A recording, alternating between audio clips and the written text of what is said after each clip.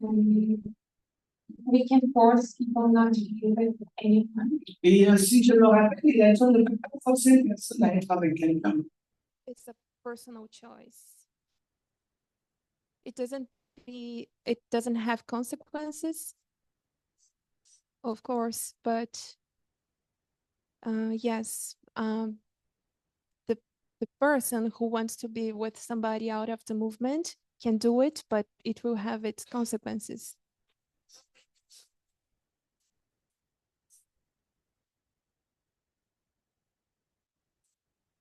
Yes.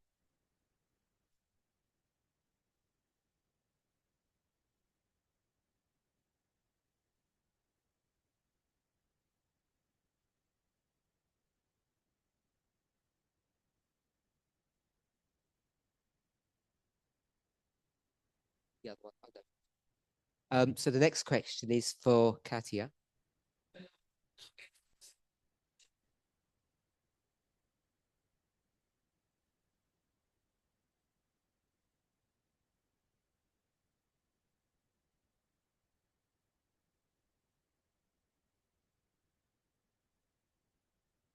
So the question is, in different presentations, I have heard speakers talking about the end of equality in the United States.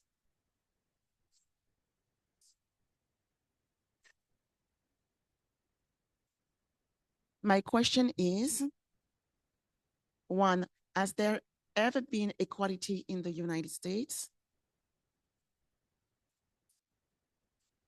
Two, if yes, at which period of their history? And three, if no, why do we talk about the end of equality in the USA?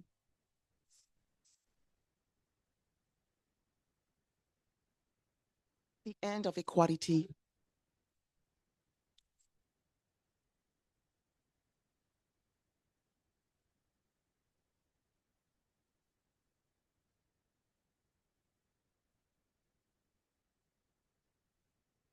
I know that we've not been through the rest of the chapters of Daniel.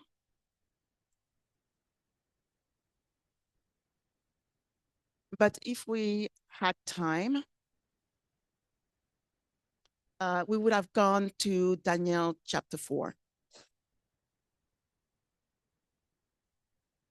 In Daniel chapter 4, we have Nebuchadnezzar who has a dream. And in his dream, he sees that big tree filling the earth.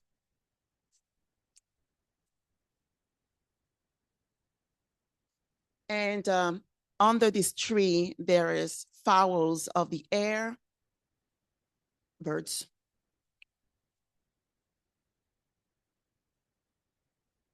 Du ciel, of the heaven, yeah. And there is also food for everyone. That is a parable that looks like the one of the mustard seed.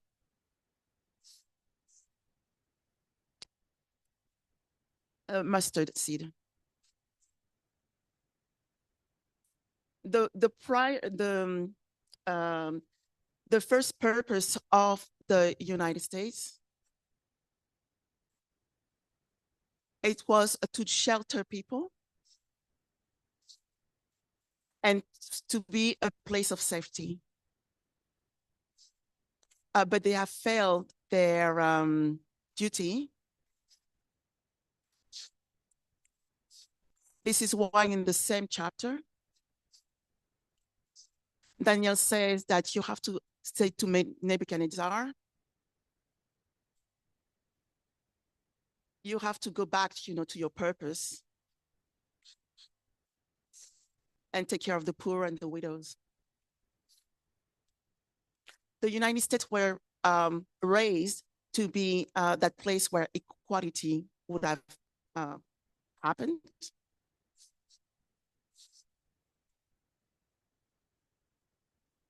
And the Constitution was key for that equality to happen.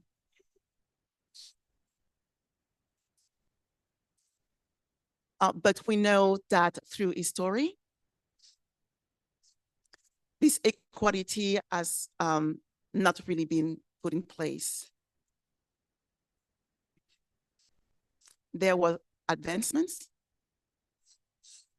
but as we can see today, there's still a great gap.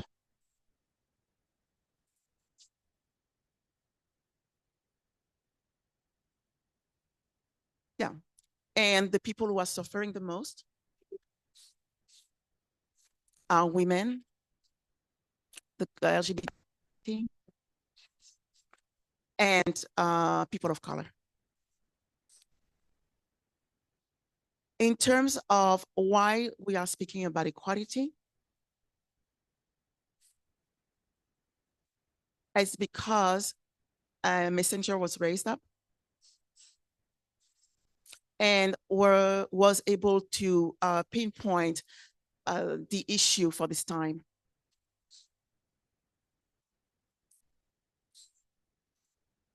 When Elder Tess came with the Midnight Cry message, she started with the King of the North and the King of the South to show the inequality in both ways. So when, as a people, we have an awareness of what the issue is,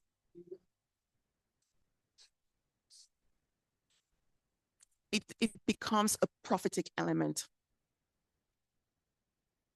This is why our message is based on equality. And what was the rest of the question? It's okay.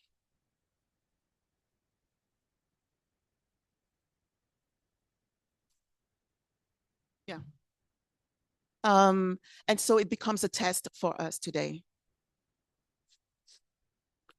because we can't say that we don't know. So equality we can't say that equality has existed really, but we can see a progression in the history of the United States. And now it's our turn to uphold this equality and to understand the text. All right.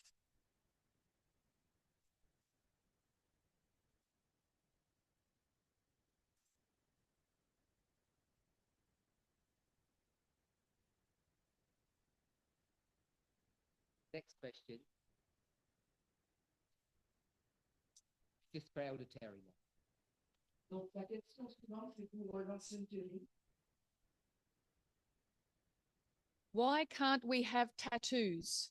Alors, pourquoi nous ne pouvons pas avoir de tatouage? Prominent speakers in the movement engage in non-feminist activities on public platforms and then teach feminism.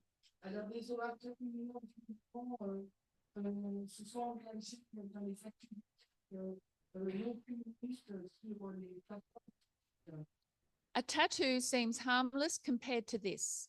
Et ensuite, enseigne féministe et semble être pas nuisible. Health concerns about tattoos should be a personal choice, much like diet. Donc, les questions de santé au tatouage sont personnelles, au même titre qu'un régime alimentaire. So first of all, I'm not sure what these prominent speakers are doing on the public platforms. Donc, premièrement, je sais ces orateurs ou oratrices de premier plan sur les plateformes publiques. So I'm not sure of the wisdom in comparing having a tattoo to whatever they're doing. Et je ne pense pas que ce soit ça qui peut être tatoué à ce que ces personnes font. But generally, it's a dangerous thing to compare members with members.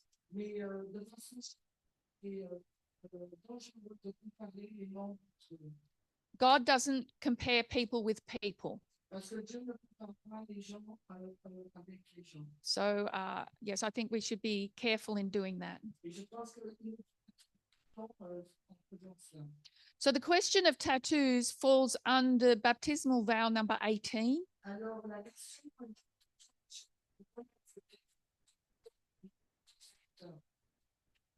And vow 18 has to do with the house in which we live, et le vœu 18, how we dress, how we present this body. comment nous This body who isn't who we are. If we can compare our bodies to, say, our physical homes, we want our houses to look clean and tidy and welcoming. et nous voulons bien bouger, But the more important thing about our houses is the people inside them. mais le So the most important thing about us as persons is our personality, the people who we are inside this body. et donc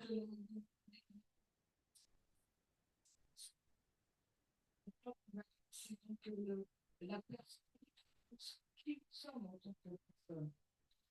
So the vow is asking us to keep our bodies healthy and the external bodies healthy and simple. Et donc, les de garde externe, on va dire, extérieur, simple et en bonne santé. So our dress, how we present this body, should be healthy and simple. Alors, la façon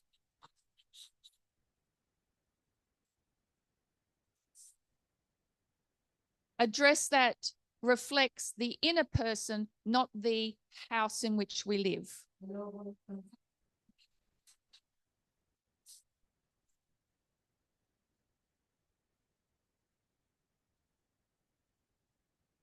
Want to attract people to what we believe.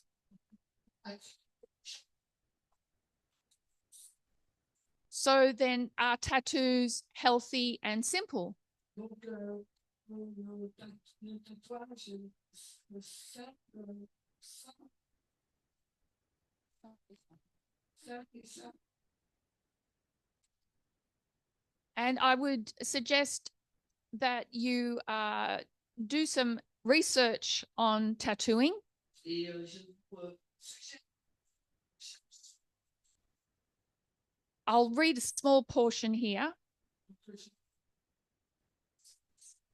Needles of a tattoo machine punches between 50 and 3,000 times per minute through the epidermis, through the outer layer of the skin. You want to do that? Yep. Alors, les aiguilles qui passent sur la machine ponctuent en fait la peau entre 50 et 3000 fois par minute en dessous de l'épiderme. And through other layers of the skin, through deeper layers of the skin. Et également sur des portions plus profondes de la peau That has nerves and blood vessels. qui ont des nerfs et des vaisseaux sanguins.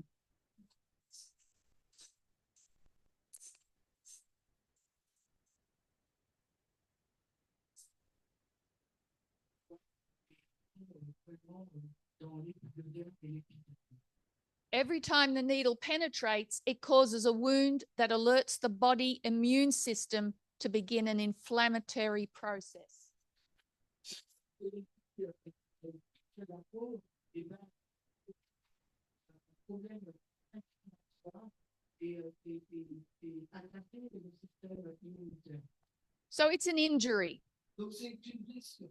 It causes inflammation Ça provoque des inflammations and it will continue to work your immune system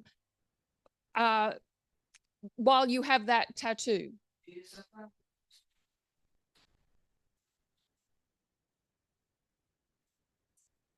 The reasons tattoos fade over time is because of your immune system.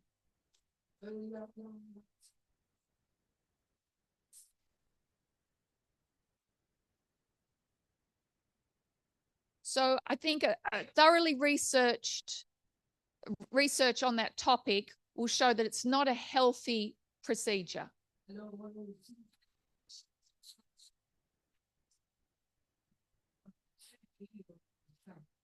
And so while the vow doesn't explicitly list tattoos,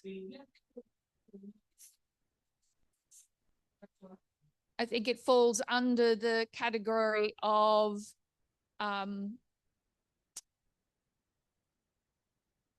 adornment.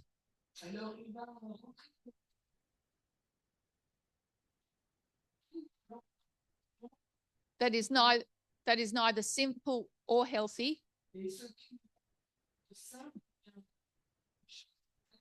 and doesn't attract people to the inner adornment.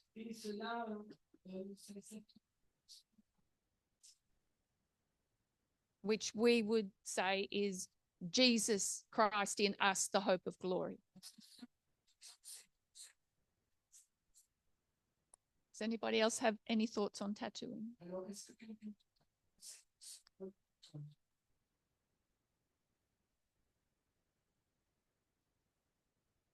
Thank you.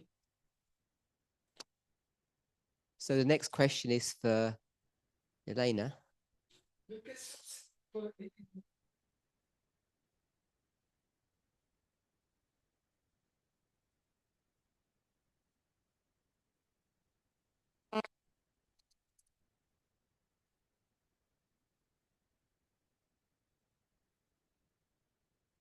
Does it work? Yes.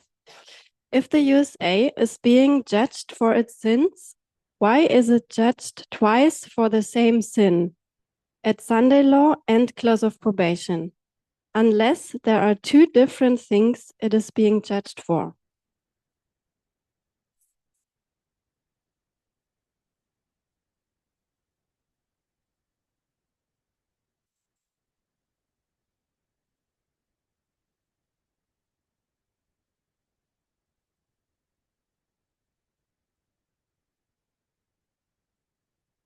So I think at close of probation, the whole world is judged. Between Sunday law and close of probation, every individual can agree with the loud cry or reject it.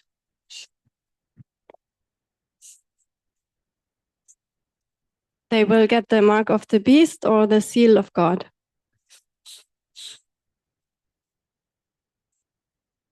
So judgment at close of probation is not necessarily only for the USA, but for the whole world.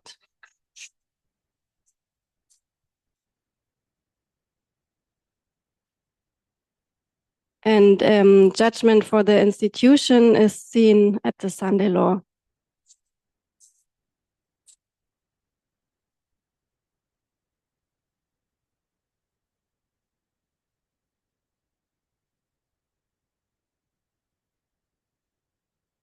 Anybody want to add anything? Okay.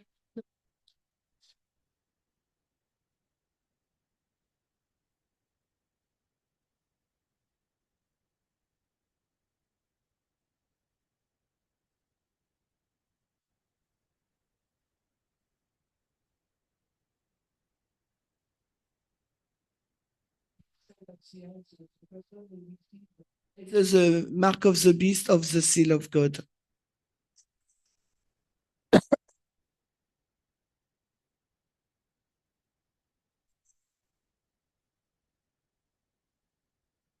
Just to repeat your thoughts. Every individual will receive either the mark of the beast or the seal of God.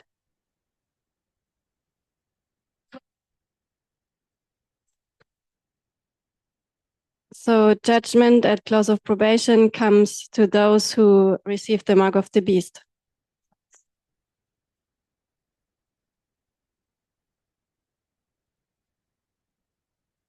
Is that okay?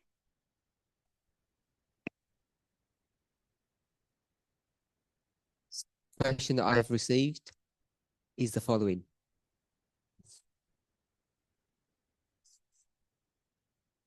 Are there plans to update the baptismal vows? Many of us no longer adhere to certain lifestyle vows, such as avoiding television, varied music, or a non-vegan diet. These discrepancies make it unclear what the expectations are. Will the vows be revised to reflect our current practices?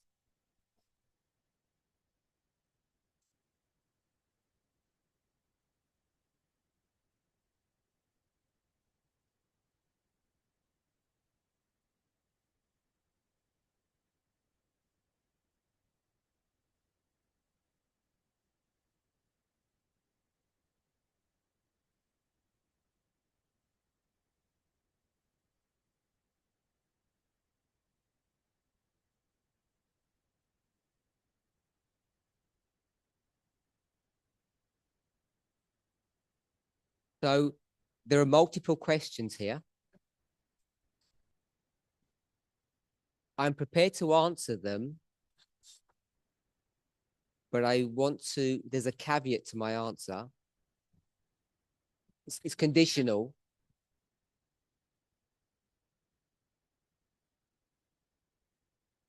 We have 7 continental leaders. Is that right, 7? Okay, we're going to count just to double check. I think there's 7 of us. And as I indicated yesterday, I'm not the leader of the movement that makes or that even has the authority to make executive decisions.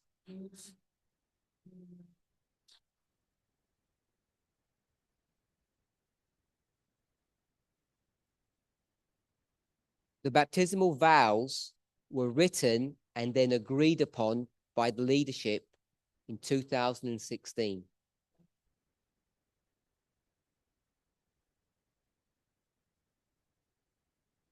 And it seems reasonable to me, if we're going to make any changes to those vows,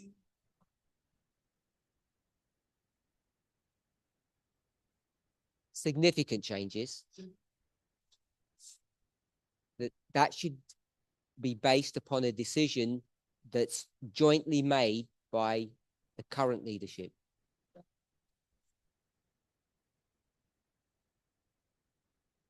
And at the moment, the current leadership model that we have is, as I said, 7 continental leaders.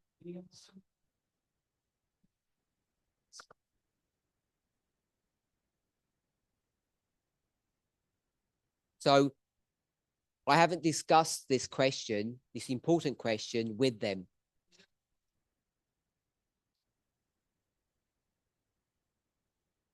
So these are my thoughts. And we have another continental leader at the front with us, but I didn't want to put them on the spot unless they want to answer a question.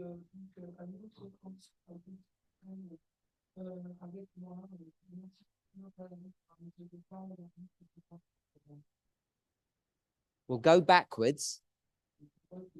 Last question. Will the vows be revised to reflect our current practices?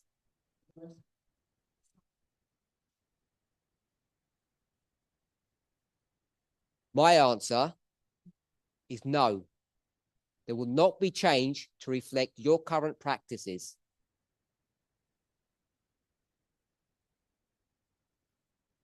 Question 1. Are there plans to update the baptismal vows?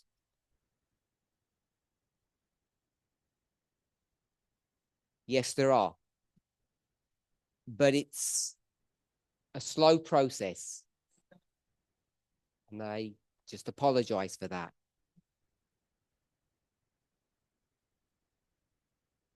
At a very simple level,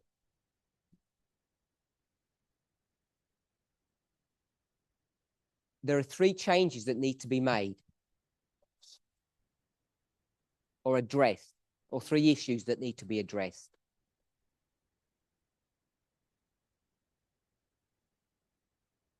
One are doctrinal issues. For instance, recently I think I did a presentation on vow, it was 24, maybe 21.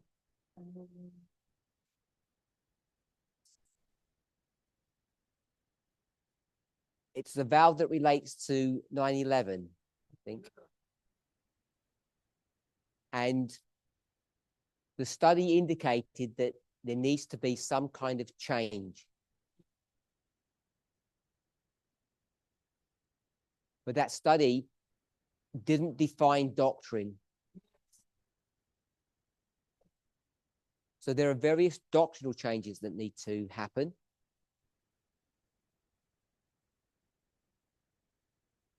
One of them, I would expect to have an additional vow that states explicitly the issue of equality.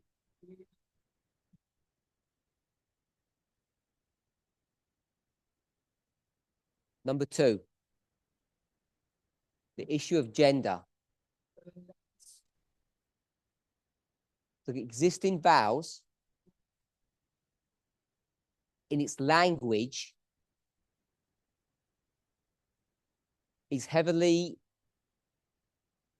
influenced by inspiration.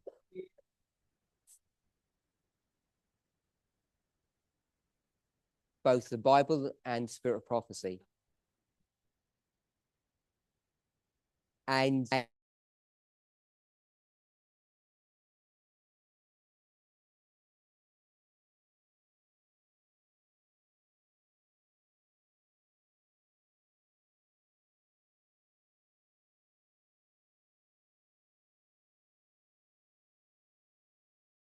pense que les deux doivent être inscrits de genre. you might think that that's a relatively straightforward thing to do.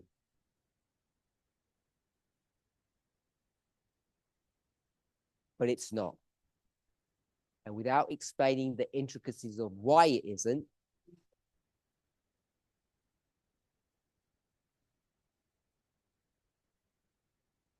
that's why a new gender-neutral version has not been officially done.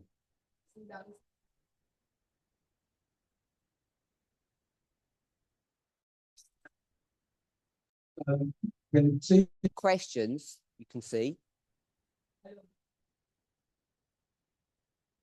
And I think there's two. And then there's a little bit of context in the middle. That's going to relate to point 3. And hopefully it's going to help to answer the last question where I said no.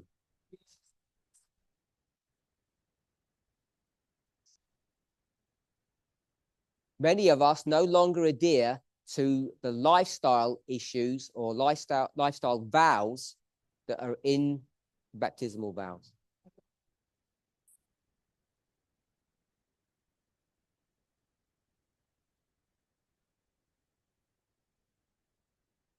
So I'm going to call number 3 reforms. So the inference would be from this question, because your individual practices no longer adhere to what the vows state,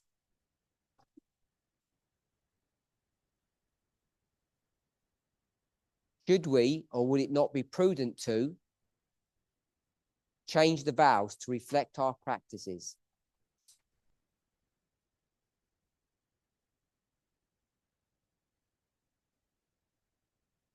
And you can see the context is dealing with the reform vow.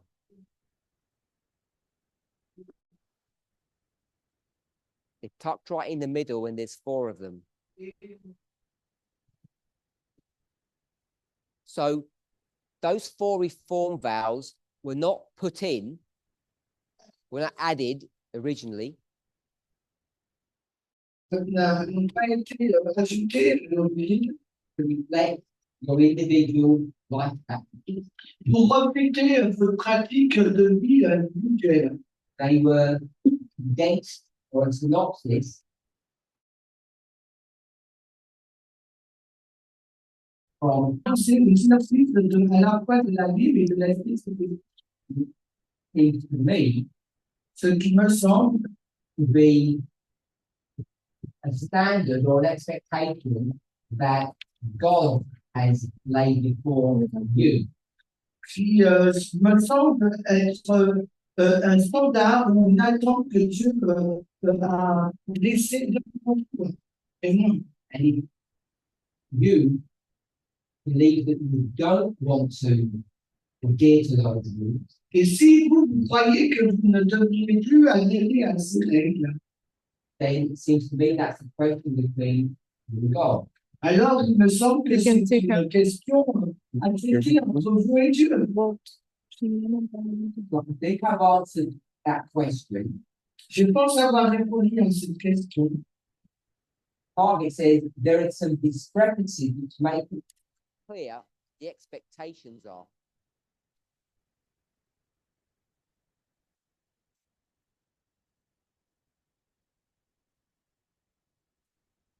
If you have a teacher that gives their opinions that are in opposition to what the vows say,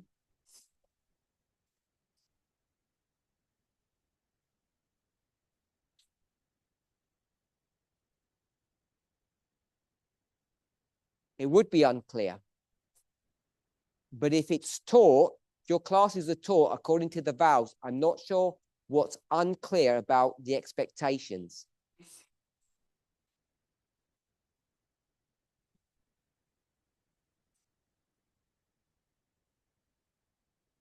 So one thing hasn't changed in my mind, this issue about these being vows. Because if we asked you to read a Spirit of Prophecy health book,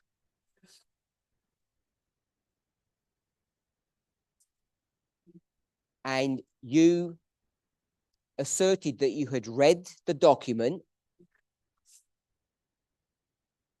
and that you agreed with the document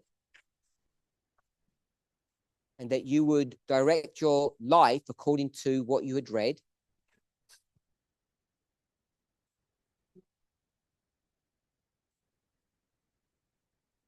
that seems to me the same thing as having these 4 vows.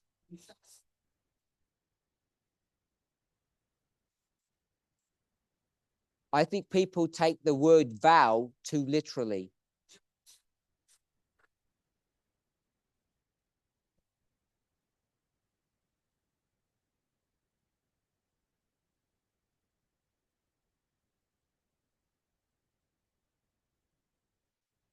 What has changed, because something has changed, the rules have not changed.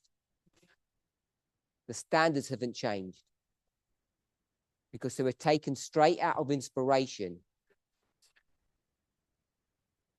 What has changed is our relationship to those councils or rules or regulations.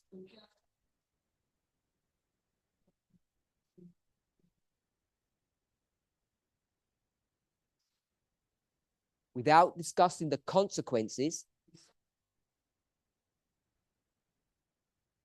the 4 vows are no longer considered law, they're considered good advice.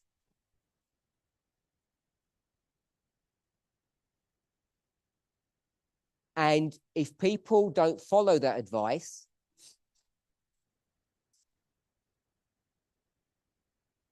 without going into the exact details, point by point,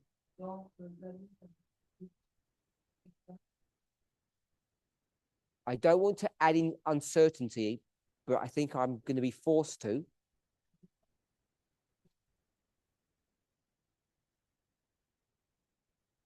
The uncertainty is the word unlikely.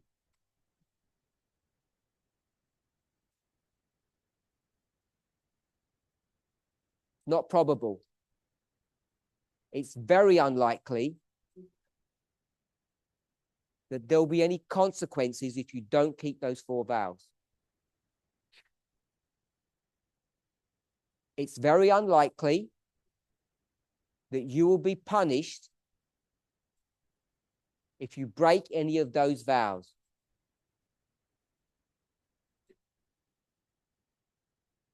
I would suggest to you, if you're taking baptismal vows,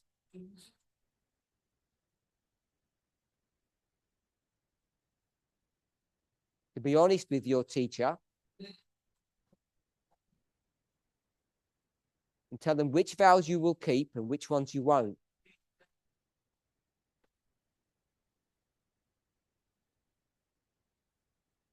Let's see where that leads us. My answer.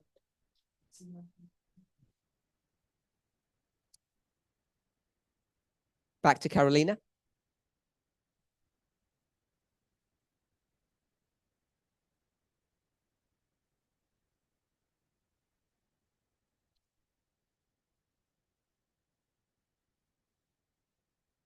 Yeah, the question is, in 2019, there was a strong call for equality and women's rights.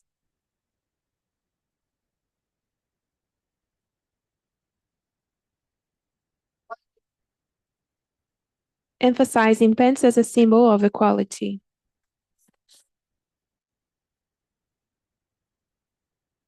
Now it seems pants are optional with women, including leaders wearing bikinis and short dresses, for example.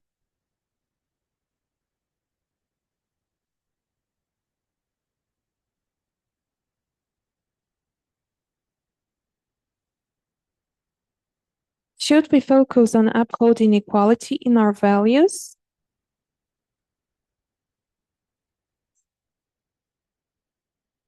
Rather than specific clothing choices?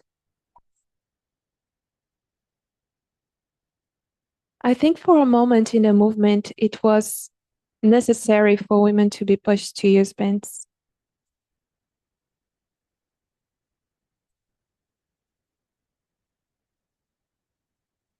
And I think, yes, upholding equality in values is more important than specific clothing choices.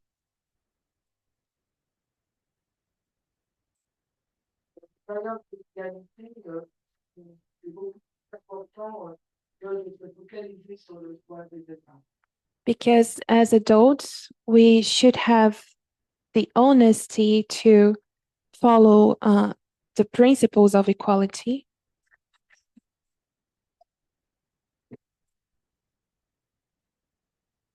And I think Elder Parminder wants to complement the answer.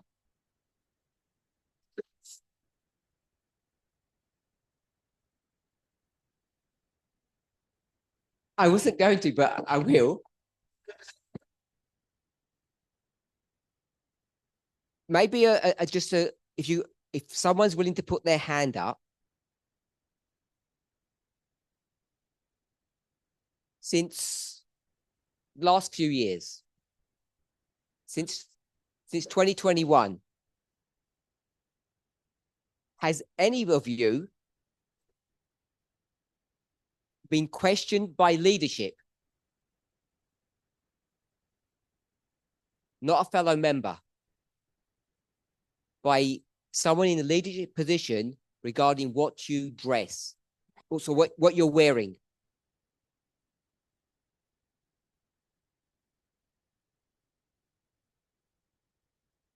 Put your hand up if someone in leadership position has critiqued what you wear since the last 4 years.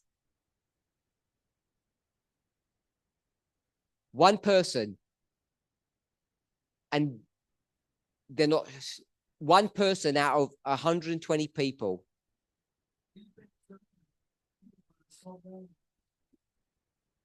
I asked that question because it seems to me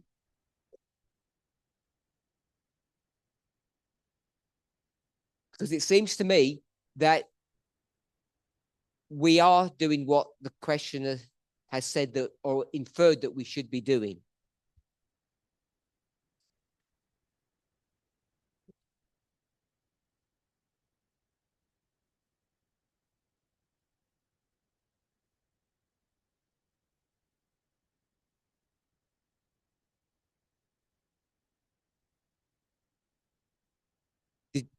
Has my question been, or my point been made? Since 2021, the last 4 years, have any of you been questioned or criticized about what you wear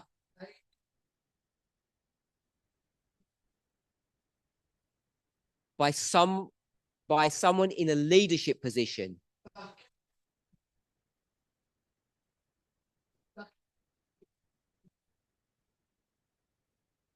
And for the people online, no one's putting their hand up. I'll ask the second question. Have you been critiqued or criticized by another member?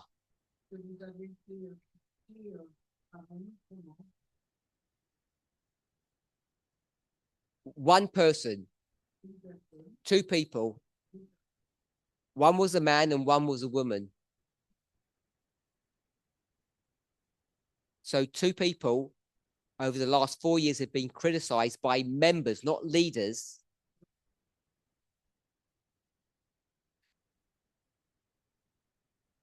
So the point I was making was,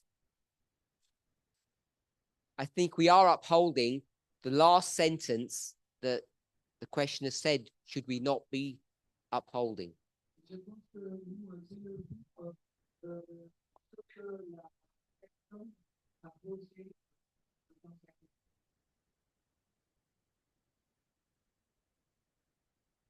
We're running out of time. So I just want to jump to page 4. It doesn't mean anything to the people. Which is the section that's that Elena has.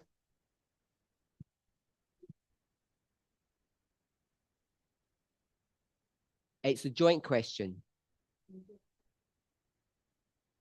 What I mean by that, I guess two people would respond to it.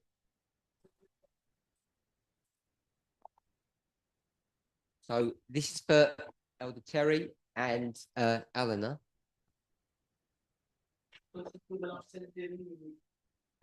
And I'll leave it to one of them to actually read out the question.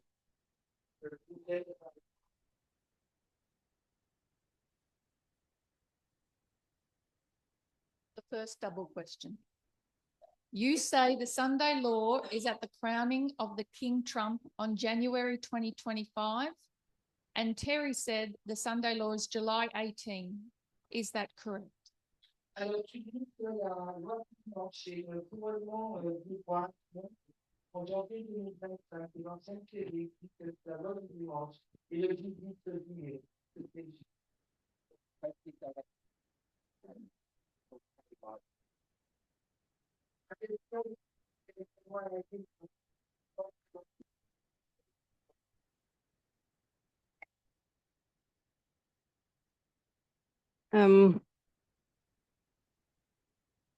I'm not yet fixed on my opinion what exactly is the Sunday law.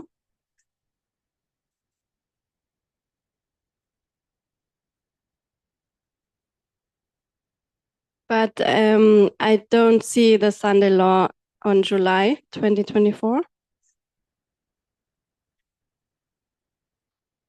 And at the moment, I believe it will be 2025. And will have to do with the certification.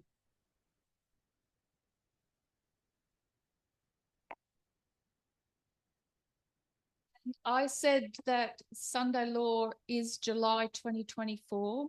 Et moi, je dis que la loi dimanche est au mois de juillet 2024. We previously looked at the Sunday law as 2014. On a sorti le premier à la loi dimanche 2014. 2014, it's the beginning of the takeover of the Republican Party. Et en 2014, c'est le commencement du renversement de la partie. On July 18, that was completed. Et en juillet, le 6 juillet, ça a été achevé. So the two Sunday laws are connect 2014 to July. Et les deux autres tranches se connectent la vote. And there were multiple articles referring to Donald Trump as being crowned. Et il y a plusieurs articles qui font référence au fait que Donald Trump a été couronné. The reason they say he's crowned is because that position was uncontested. La raison pour laquelle on dit qu'il est couronné, c'est parce que ça n'a pas été contesté. He won all the primaries and it was a done deal when you got to July. Et il a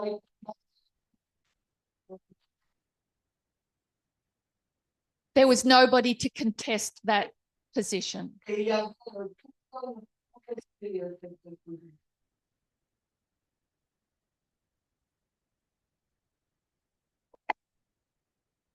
I would argue that he was crowned by his party,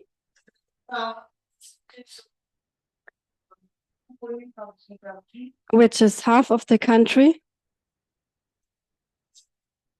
but not yet by the whole country.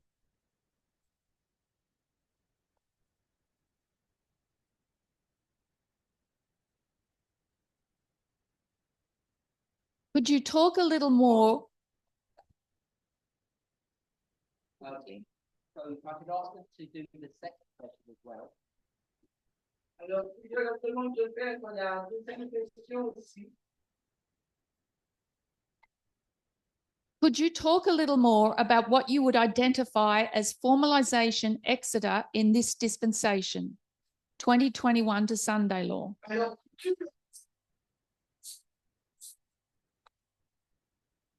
la présentation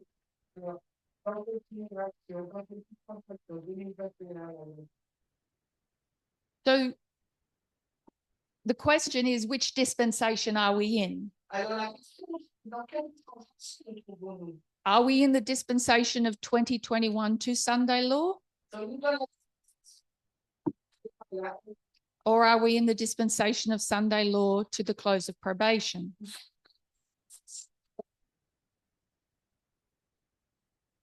So taking the question at face value Et en prenant la question pour ce qu'elle est, and looking at the formalization of 2021 to Sunday law, et regardant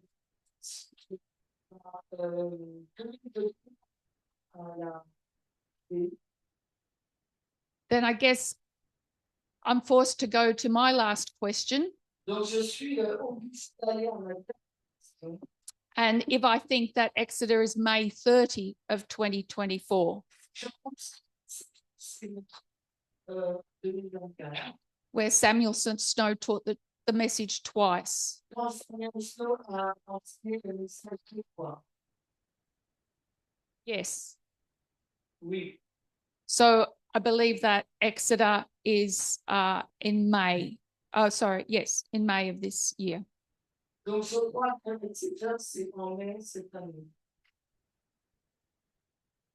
People may be confused.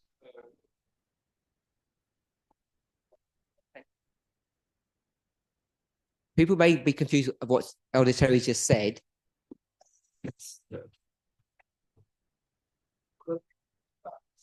This was the last question that was for Elder Terrie. It said, Elder Terrie, do you think that Exeter is May 30?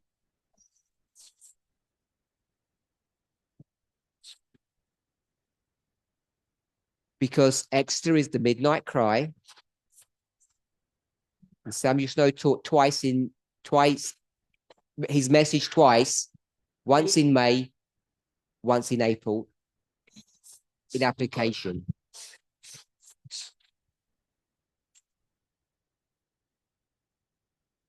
He was just referring to.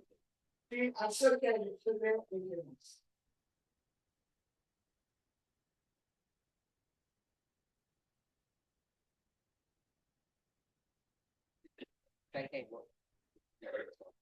So my position is that we are not in the dispensation of 2021 to Sunday law.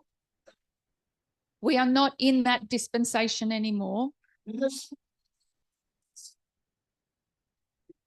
But the formalization of that dispensation was May 30.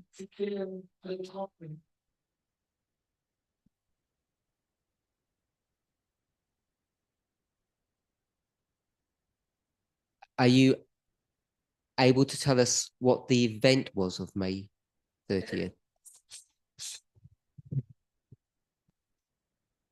That was Trump's,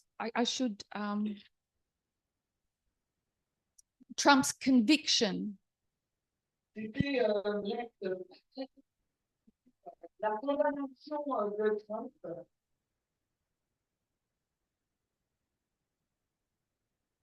Trump was found guilty in the New York trial.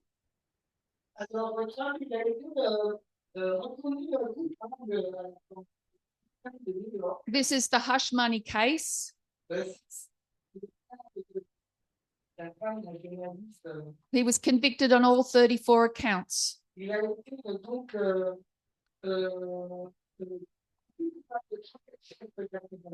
This would force the Republican Party to nominate a convicted felon.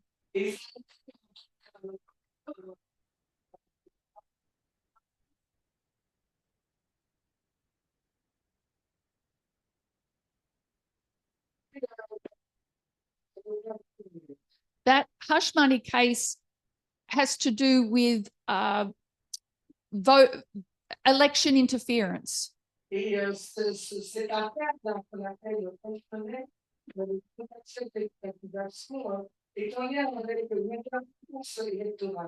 He kept important information away from the electorate that would have affected the outcome of that election.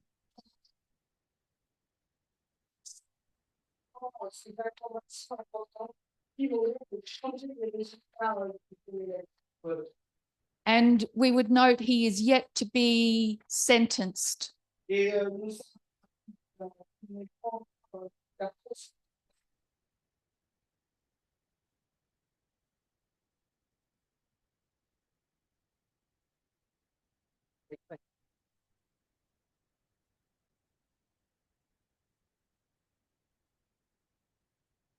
So regarding Exeter and the dispensation between 2021 and the Sunday law,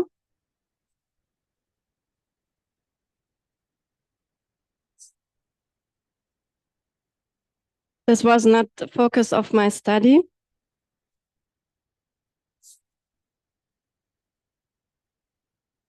And I would do more research. But in case the Sunday law is in 2025, I believe Exeter will be in 2024. I think it must be a point and a period. And I could imagine that July definitely has to do something with it.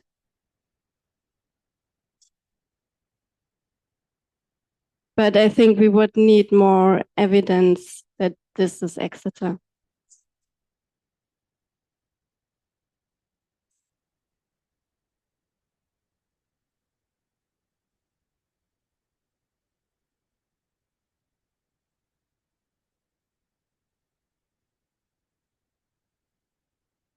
You've all checked your watches. You'll know that Sabbath is just upon us.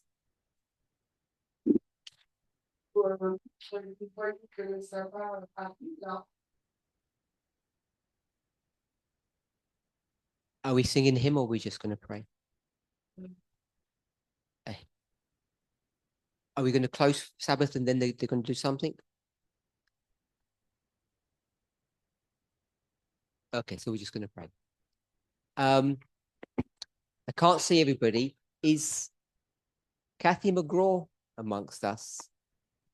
Would you mind coming to the front to pray to open Sabbath, please? Join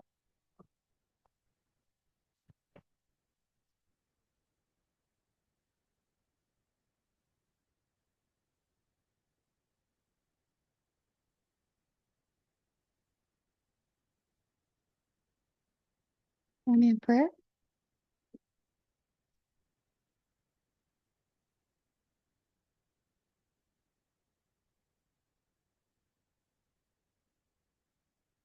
Holy God, we praise you and thank you. We are delighted to welcome the Sabbath together.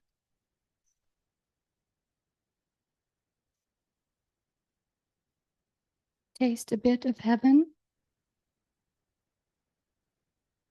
while we are still gathered. Continue to bless us, guide us, and direct us. In Jesus' name, amen.